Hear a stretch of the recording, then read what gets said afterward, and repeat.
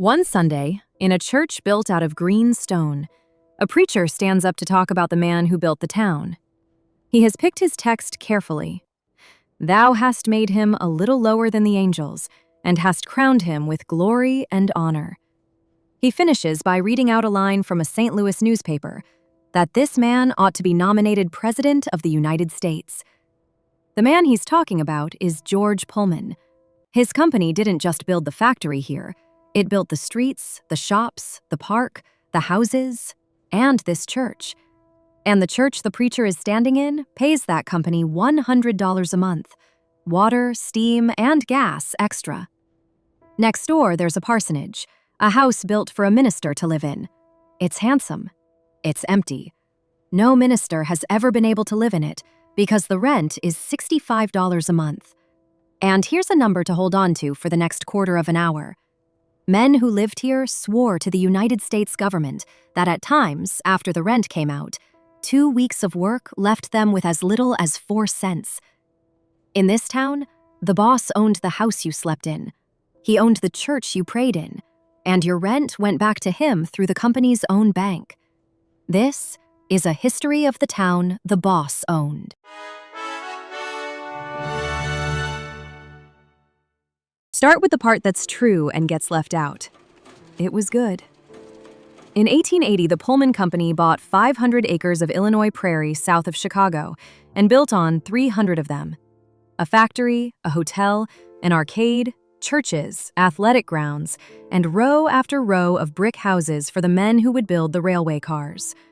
A federal report later described it like this: "The town is well laid out and has a complete sewerage and water system, beautified by well-kept open spaces and stretches, flower beds, and lakes." The company's own booklet called it a restful oasis in the wearying brick-and-mortar waste of an enormous city. And that wasn't only advertising, because the man who wrote the harshest thing anyone ever wrote about this town wrote it in the very same breath as the praise. Richard Ely, an economist. Remember him. The arcade was 256 feet long and 90 feet high with a glass roof over the middle, and inside it there were shops, a bank, a theater that seated 800 people, and, when Ely counted them in 1885, a library of 6,000 books, given by Pullman himself, with Wilton carpets and plush chairs. Reading them cost $3 a year because, as Ely puts it, nothing in Pullman is free. And Ely noticed one more thing, which he wrote down as a convenience. No shops or stores are allowed in the town outside of the arcade and market house, so all the shopping in Pullman is done under a roof, which is lovely in the rain. So here's the question, and it's a fair one. If a man builds you a better house than you could otherwise afford, a library, a park, a theater, what exactly is the problem? Here's the problem. It was never a gift. It was an investment, and the company said so plainly. In the government's own summary, the company aims to secure 6% upon the cost of its tenements. 6%. Every year. That's not charity. That's a return. And there was one thing you could never do in the town of Pullman, however long you lived there. The same report lists it as a defect of the whole system, the refusal to permit the employees to buy land in Pullman and build homes there. You could live there your entire life. You could raise your children there. You could not own 1 foot of it. So what did it cost? A pastor who actually lived in the town wrote the numbers down, and we'll come back to him because he is not a neutral witness and he never pretended to be. "For 2 years, I have been the pastor of the Pullman M.E. Church," he writes, and he is writing a book against George Pullman. But he starts with his own bill. "I pay $18.50 for a 5-room cottage and 71 cents for water, with the use of only 1 faucet and no bathroom. 4 rooms in a flat, $15 plus the water. And in the big tenement blocks, where 300 to 500 people lived under one roof, 2 rooms at the back of the 3rd floor, $6.50 plus 60 cents for the water." Pullman was asked about this directly, and his answer was simple. The average rent in Pullman, he said, worked out at $3 per room per month. That's him, quoted by the man attacking him. So who was right? In July 1894, The President of the United States appointed a commission to find out, and here's what it concluded. If we exclude the aesthetic and sanitary features at Pullman, the rents there are from 20 to 25% higher than rents in Chicago or surrounding towns for similar accommodations. 20 to 25% more. And then the commissioners added a sentence I'd like you to keep for later. The aesthetic features are admired by visitors, but have little money value to employees, especially when they lack bread. Now, the far end of town, the brickyards. Our pastor calls it a place not fit for any decent human being to live in. 3 rooms there cost $8 a month, and the water is free. Free because there's 1 outdoor faucet for every 4 houses. Here's the part that stopped me. The government looked at those same cottages, the worst housing in the town, the shared tap in the yard, and worked out what they earned. At $8 a month, the company must obtain at least 40% return upon their value. Remember the 6%? That was the target across the town, and the company told the commission it was actually getting less than 4. These were returning at least 40. The commission called those cottages exceptional, and they were. But think about what that means. Of all the housing George Pullman built, the hardest working money he had was the row of shacks with the tap in the yard. Our pastor gets to the end of his sums and writes one sentence that is this whole act in 3 words. Everything pays rent. He means it as a list, so here's the list. He reckons the town is worth $10 million. The Greenstone Church pays $1,200 a year. The Methodist Church, meeting in a room in the casino building, pays nearly $500. The YMCA pays $180.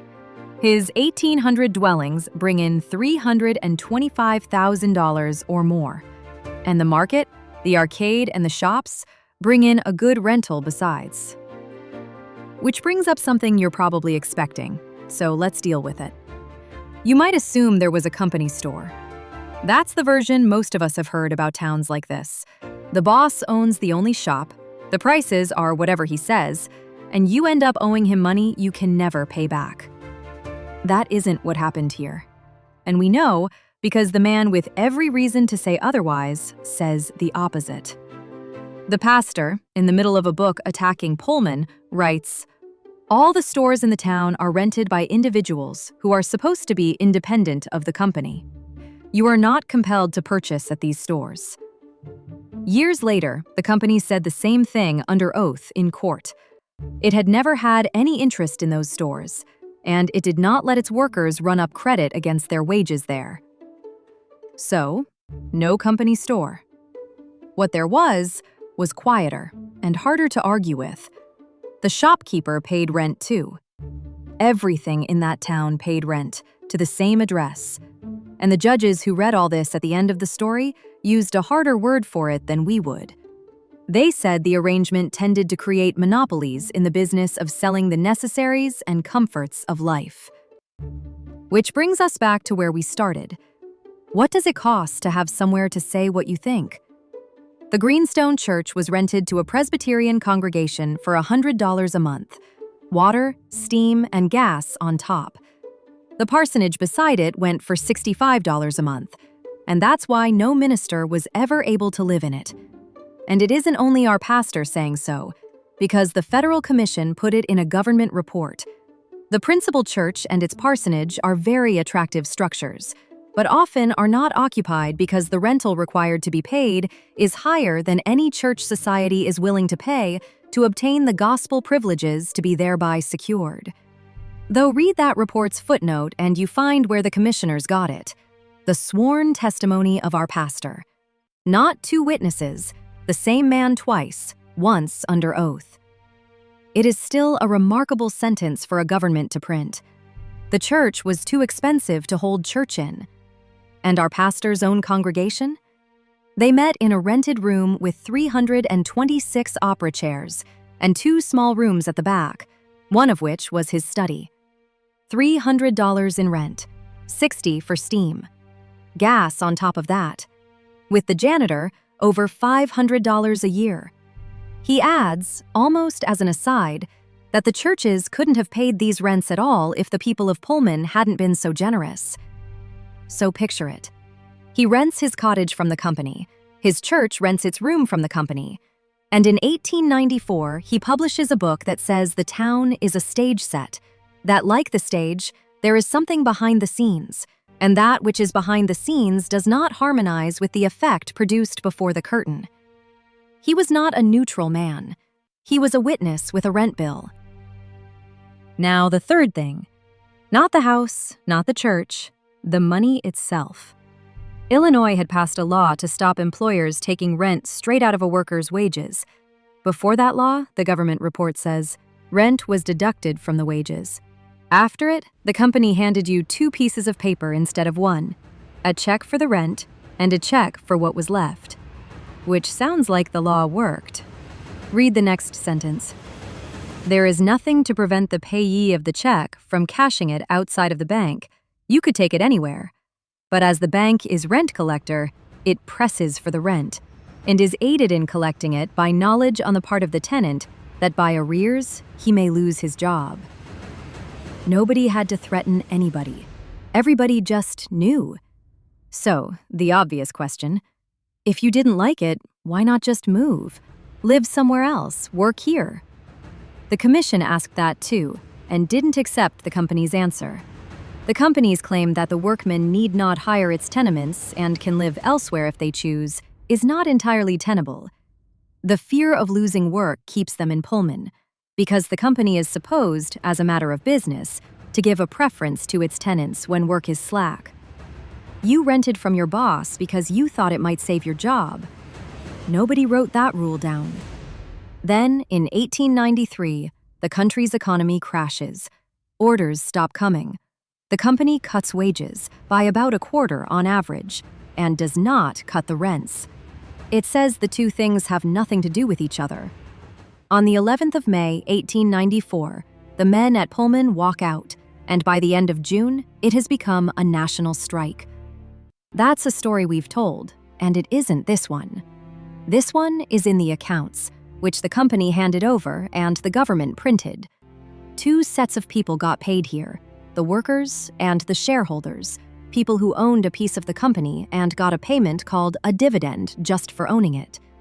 In the year ending July 1893, Pullman paid its shareholders just over $2.5 million, and its whole payroll, every works and every porter and conductor out on the road, came to just over $7.2 million. The next year, it paid its shareholders nearly $2.9 million, more than the year before, and the payroll came in under $4.5 million. Now, be careful with those 2 numbers, because they are company-wide, and that second year contains the crash, the strike, and the shutdown. The wage bill did not fall because of wage cuts alone. The factory was shut for part of it. Anyone who tells you that whole gap is wage cutting is skipping a step. For the town itself, the commission gave a smaller and cleaner figure. About 3,100 people worked at Pullman, and the strike cost them at least $350,000 in wages. But the dividend went up.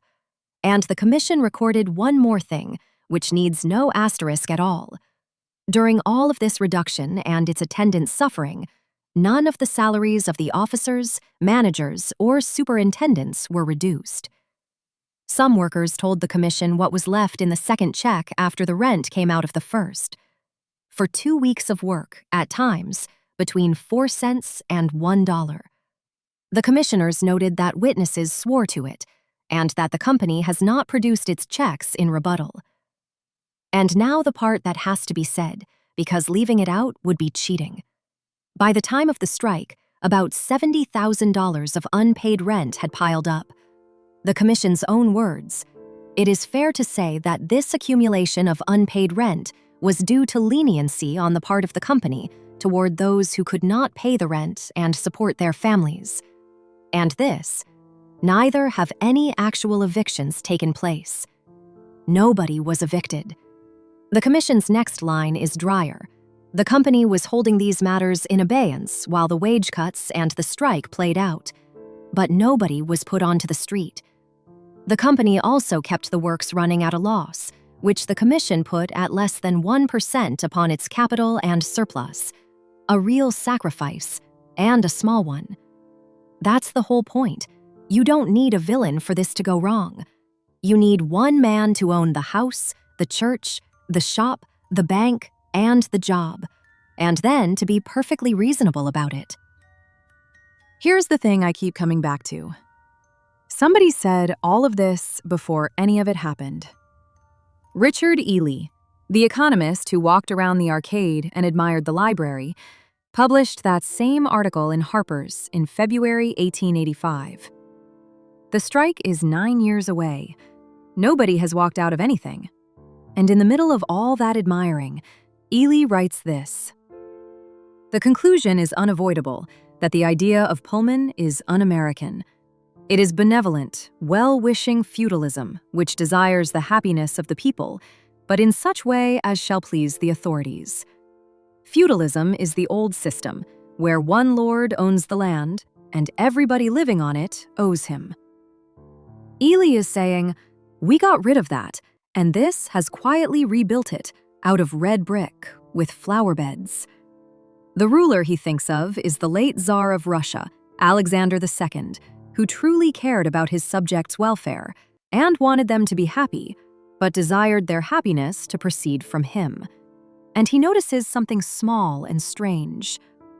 A woman in the town tried to start a charity for the poor and was discouraged, in case people got the impression there was poverty in Pullman. Ammonia at what Ely does there, because it's the fair version and it's the harder one. He doesn't say Pullman was a wicked man. In the same article, he writes that high honor is due to him. He grants that he meant well and says the arrangement is wrong anyway. The Federal Commission reached the same place 10 years later and put it in the flattest language imaginable. The company's position, it wrote, was that it was simply legitimate business to hire labor as cheaply as possible and keep the rents up regardless of what it was paying. And then, no valid reason is assigned for this position except simply that the company had the power and the legal right to do it. Not, he was cruel. He was entitled. Illinois sued in 1894, within weeks of the strike. The Attorney General went to a Cook County court and argued that a company chartered to build railway carriages had no business owning a town. It took 4 years to reach the Illinois Supreme Court, and in October 1898, that court agreed. Owning the town was beyond anything the charter allowed. 3 of the judges disagreed, and the court ordered nobody to sell anything that day. It sent the case back down. The company sold off most of the housing in 1907, 13 years from the first writ to the last house. The Greenstone Church is still there, a Methodist congregation in it now, and so are the houses, with people's curtains in the windows. In 2015, the Pullman Historic District was made a national monument, and at the end of 2022, Congress turned it into Pullman National Historical Park, a piece of the national park system in the middle of Chicago. A man once built a town people traveled a long way to admire, and Ely's whole warning was about what the admiring visitor didn't see. The houses outlasted him anyway, and the people inside them ended up owning the one thing he never let them buy.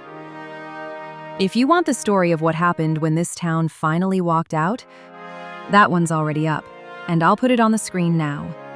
Subscribe, and I'll see you in the next one.